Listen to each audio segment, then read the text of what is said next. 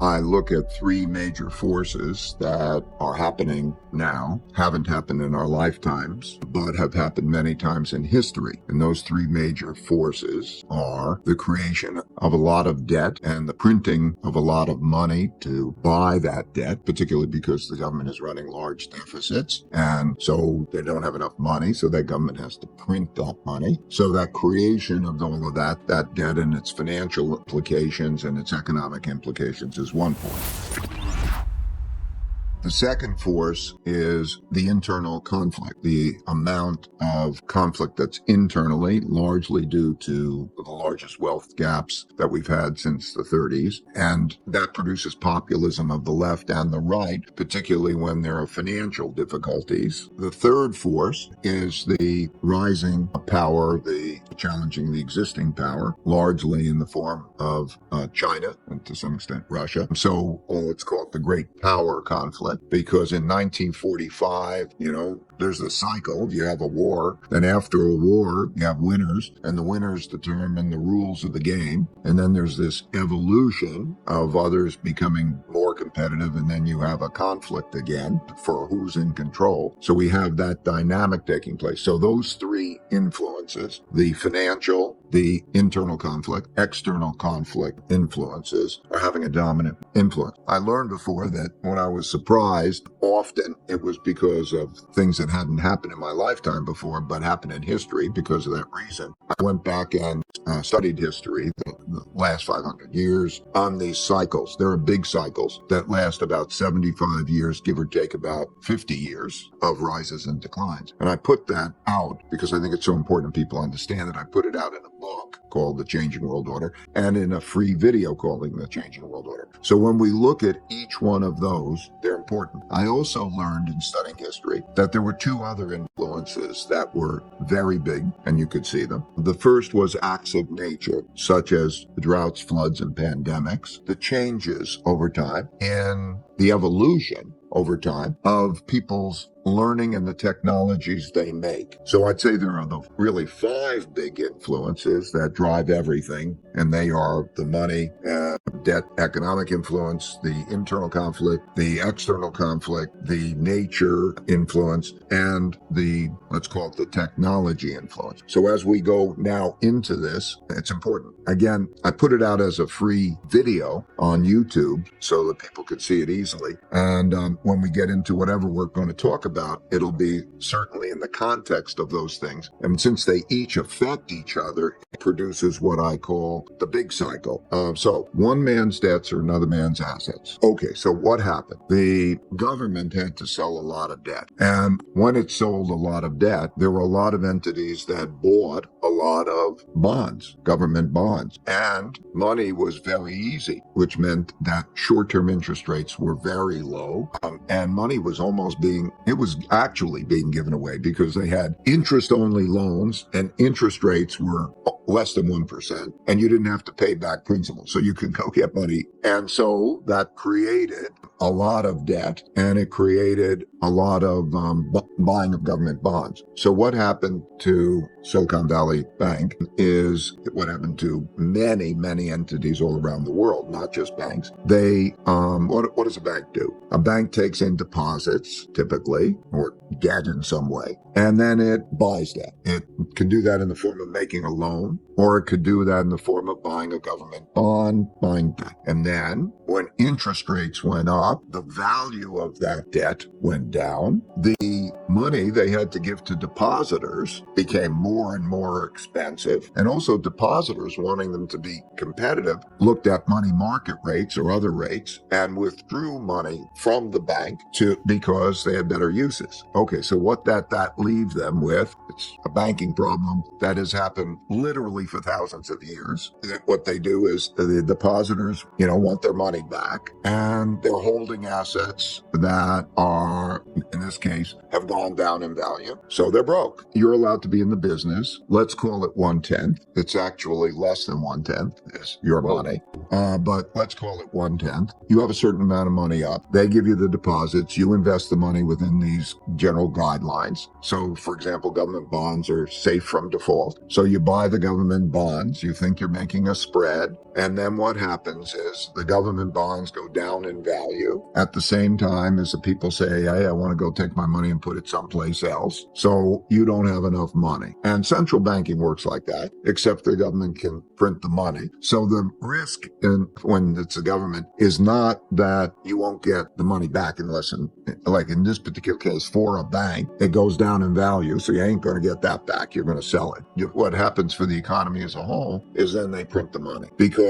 they don't want defaults. There's a tolerable amount of defaults, and then you get past the tolerable amount of defaults and it just crushes everything. And so they print the money. Okay. And so this thing with the bank is not a Silicon Valley Bank is a loan issue. It's not a banking issue. It is a global issue in terms of all around the world, all sorts of entities, pension funds, insurance companies, all around the world. There was a lot of the buying of these government bonds, which have gone down in value. And if you then take it and you say, what's the value of those? Those have gone down. And the cost of money is high. And so the world is leverage long. Okay. Long, meaning they own stuff and they borrowed money to own it, and it's going down in value. The big issue is, okay, the government can come in and print the money and give money to anybody they want to give money to. But when they do that, that typically devalues the money. So think about it, if you're holding a bond, you got a claim on money, but the claims are too much. So one way or another, you're either not going to get back that money in full, or you're going to get back money that's worth less. I want to go back to the main point to make this clear. If you're holding that debt, you are holding something that money will come back. Let's say and the government can print the money, but if the money's hard, if that's going to be good money that's coming back, it's going to be hard for those entities to pay back because it's a lot relative to their income and cash flows to pay it. And that means that the default risk rises. However, because you're holding that, it means that the debt will be bad one way or another. It's either bad because they don't pay it, it needs a haircut for them to pay it, or because they do pay it with money that is going to be printed to come back. So when you look at that, and that problem occurs when there's a lot of debt assets and a lot of debt liability. So think of it this way. Just want to make this clear. When there was the position that interest rates got a lot below the inflation rate, you're losing buying power. There's no good reason to own that. And there's a change in psychology, because before there was, I own bonds, the bonds go up in value as interest rates go down. So I'm getting a price appreciation, even though I'm getting, let's say a low interest rate, but inflation isn't a problem until it's a problem. Then when it's a problem, because they print so much money and they put it out, then inflation goes up and a light bulb goes off. That light bulb used to be, okay, how much am I earning? Okay, I'm not earning much, but it's okay. The price of the bond or whatever's gone up, but anyway, I'm holding it and it's safe. And then people realize it's not safe because I'm losing money to inflation. So now you have the central bank wanting to rectify that imbalance by, real interest rates were minus 1.7%. Yes, if I look at inflation index bonds as an indicator, or other indicators, I'm losing percentage points to inflation by holding that bond. And then when and people realize that, well, you don't want to do that. And then the other side of it was you want to buy and borrow and buy stuff because, money's free. So companies borrow and buy stuff, and individuals borrow and buy houses because interest only loans on the houses. I mean, okay, I can buy a house, I can buy an apartment. And so, but that creates the imbalance where it's terrible to be a lender and a creditor, and it's good to be a borrower and do that. So that imbalance takes place. It produces inflation. And then when it produces inflation and so so on. And then you say, I don't want to own these things anymore. And then, and also the Federal Reserve says, I better fight inflation. They change things. And so by raising interest rates to levels in which it goes from minus 1.7% in inflation index bonds to plus 1.7%, and it raises the short-term interest rates, real interest rates much higher, then lo and behold, all the people who did all those things get hurt. Okay, they borrowed, they bought the bonds, they bought all of those things and all of those debt instruments, and also companies. Look at the companies that are affected because yields got so low. Tech companies and others, those who have a dream, they don't have to necessarily make profits. They're selling a dream, and the money's got to be invested. And so you see all of that change radically when that tightening of monetary policy. So now you sit there and have a loss. So when you're looking at the big picture, think of it as all like banking. You're holding all these financial assets. What is the value of a financial asset? It has no intrinsic value. Its only value is what it can buy. But there are many, many more financial assets out there. The most financial assets out there that there's ever been relative to the value of stuff to buy. There's too many claims out there. It's like musical chair. Okay, if everybody says, "Oh, wait a second, let me get my stuff. Let me convert my debt assets. And I want to get my stuff. I want to get real stuff." That's a real problem. And so that's the global picture on the first of those 5 influences. Right? The fact that it's happening with the other influences is very important because they affect each other. So this financial picture, by the way, is the same as in the 1930 to 45 period and the same as they were throughout history. What do we do about the financial crisis? The populism of the left and populism of the right in this internal fighting. And 4 countries that were democracies chose not to be democracies because of the conflicts that were existing.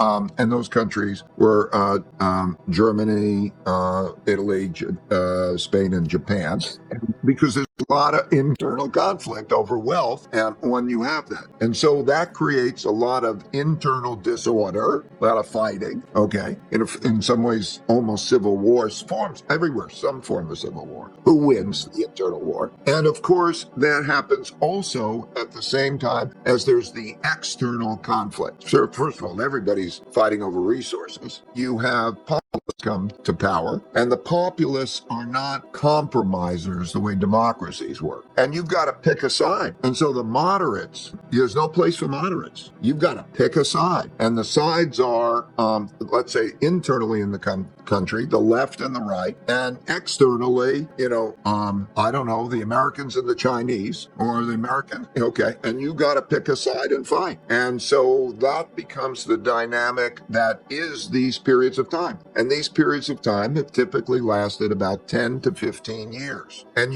they have various symptoms to it. So in the book, I write out, there's like a disease, like a cancer.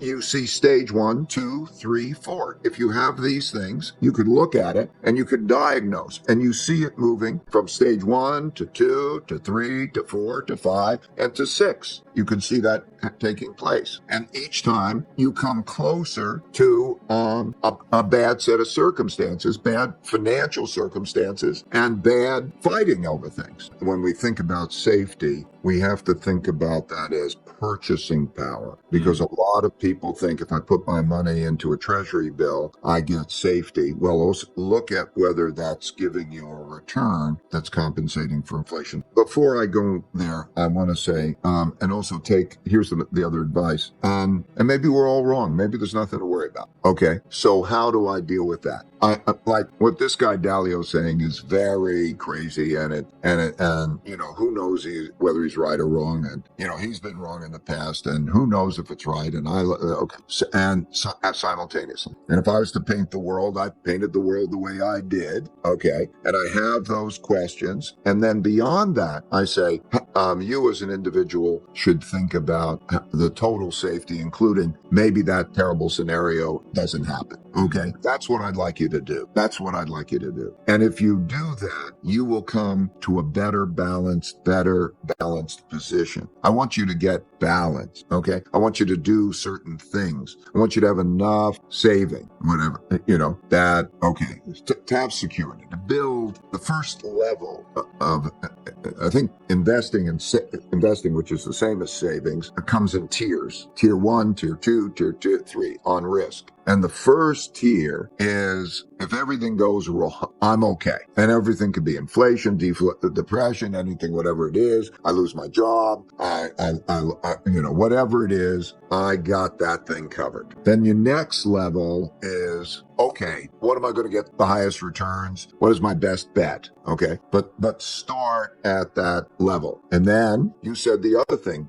too, that it's not just the investment. It's, where am I? Am I in the middle of a fight? Like, I don't want to be in the middle of a fight. Okay. What's it going to be like? So it does have geographic implications. I don't know. Maybe it's the state or the state you go to, or the city you go to, or the country you go to, or whatever it is, and there are certain things you can do to say this one's going to be better than that one. Let me give you an example of that. There are three things you could do based on these three influences. Are you going to be in a place and around people and circumstances that are financially strong? In other words, the income better? Are they earning more than they're spending, and they have a good balance sheet? Because that means stability. If you can go through that, then you have stability. Places that are like that are better off. Number two, do they have internal conflict? Country, place, and is it a hospitable environment for me? Okay, that's the second. And then third, are they in the risk of an international war? Like, I don't want to be where the fighting is. I really don't. And I want to be safe and stable and so on. So this is a time for looking for such things. And the thing, and as you point out, what I learned from, basically this punch in the face mistake, this painful mistake, is I learned how to make good money without having big loss. I learned how to improve my return relative to my risk. Mm-hmm. And I learned that the holy grail of investing is 10 or 15 good uncorrelated return stream. Like, okay, you get that and you will, have a similar path to the path I've been fortunate enough to have. And so that's what I want to pass along to people. You go into the COVID year, the one year that we lost, it's 10 to 13% or something, was 2022 because COVID came along. I didn't have COVID in our system. We had other things. So that was it. And so there's something comes along all the time for anything. Everything has its time. And so you put your money in any one thing. You could think, movie theaters are good, and then you get COVID, or cruise lines are good, and then you get COVID, and or whatever it is good. It's good sometimes, but there's always something that always is going to mess up the one thing. So you don't want, in my opinion, you don't want more than 10% of your money in anything, and you want probably you don't want more than 7.5% of your money in anything, and they want to be good different things. And that's the message I'm trying to convey. Just all happens over and over. The decline of the British pound as a reserve currency. Before that, the decline of the Dutch guilder as a reserve currency, all happened for the same reasons, which is, two things are going on. First of all, they're holding all of this dollars, and the stuff that we talked about is going on. And then also there's the weaponization through sanctions of the dollar. In other words, the United States' greatest weapon to use, as distinct from its military weapon, is sanctions. And so sanctions mean you freeze other assets, you freeze assets. Those assets are the bonds. And so that happened with Russia, and there are threats of it with other countries, China, and so on. And there's kind of the thinking, well, if I hold the bonds, can that happen to me? And then why am I transacting in this other third currency? rather than transacting directly. So, for example, the United States share of world trade has declined and China's share of world trade has increased to become greater. So if two countries are trading, let's say Saudi Arabia is trading with China. Why do they why do they go to the dollars in order to do that? No good reason to go to the dollars, and they don't know that. Then they're worried about holding the dollars because they might get sanctioned, and so you see more of those transactions taking place in other currencies, and then the usefulness of the dollar as a storehold of wealth changes. It's like, think about it in the most fundamental way.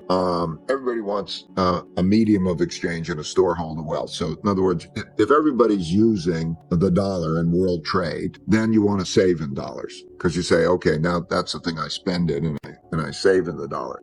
But over time, as the share of world trade goes down, why aren't they denominating in like China has a larger share of world trade? Traditionally, the countries that have the world's reserve currency have the largest share of world trade and the largest share of world capital flows. And because the United States has declined, and also there's a worry about that, holding it because of sanctions. I mean, just imagine how the Chinese must feel about having a lot of money in treasury bonds.